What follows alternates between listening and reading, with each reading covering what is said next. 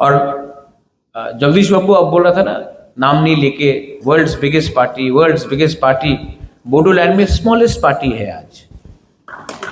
आप world's biggest party बन सकता है।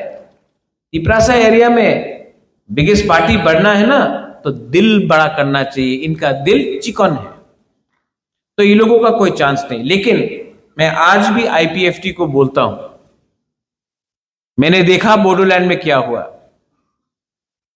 आप मुझसे मिलो,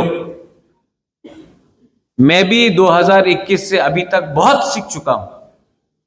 और अगर थानसा करना है तो आओ बुबागरा के पास, बुबागरा रेडी है, हम लोग थानसा करेगा। और 28 सीट से 28 सीट जीत के,